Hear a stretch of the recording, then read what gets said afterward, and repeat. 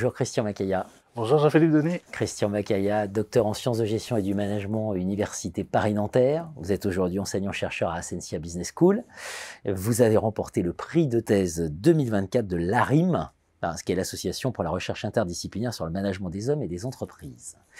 Et vous intéressez beaucoup à la question des jardins et de la permaculture. Oui. Alors là, vous nous proposez que la permaculture peut, même devrait inspirer le management. C'est dans le numéro 7 de la revue interdisciplinaire Droit et Organisation, la RIDO. Alors, expliquez-nous d'abord ce qu'est la permaculture. Moi, je ne connais pas la permaculture. Tout à fait, Jean-Philippe. La permaculture est une méthode de culture jardinière, potentiellement agricole, qui vise à agir avec la nature et non contre elle. Donc, c'est une méthode qui a été théorisée scientifiquement par deux scientifiques australiens, donc deux biologistes australiens, donc Holmgren et Mollison, dans les années 1970. Donc on était dans l'époque de la crise pétrolière, de la prise de conscience des enjeux environnementaux avec le rapport Meadows notamment. Et ces deux chercheurs ont cherché à concevoir une méthode permettant de nourrir la planète sans entraver, sans l'épuiser. Sans l'épuiser, oui.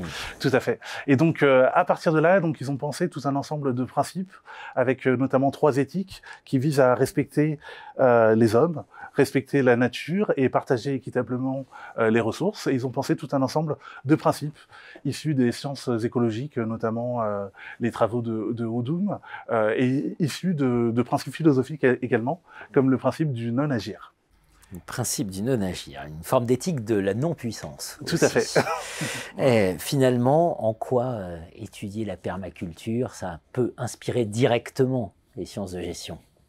Donc, il y a différentes initiatives qui sont menées depuis quelques années pour percevoir le lien qui peut y avoir entre la permaculture et les organisations.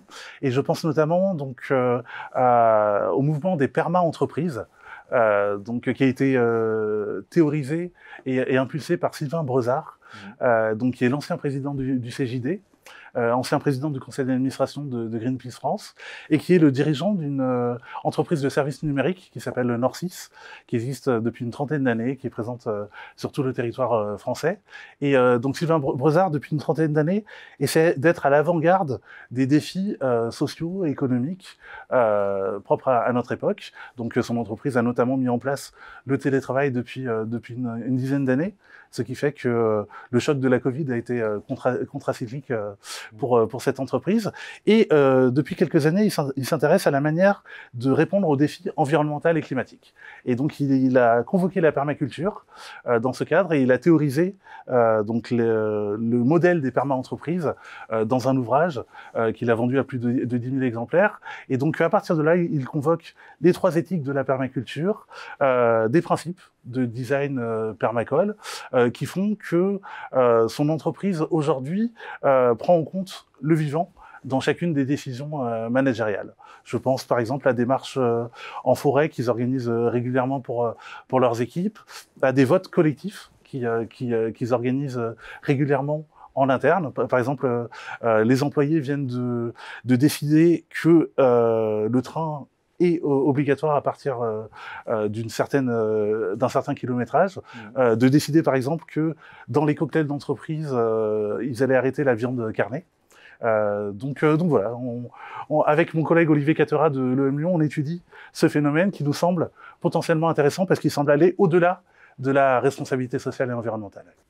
On mesure l'importance de tout ça à l'heure de la transition, la redirection, la bifurcation écologique qui est dans toutes les têtes et face auxquelles beaucoup de dirigeants d'entreprise sont perdus. Tout à fait, Jean-Philippe.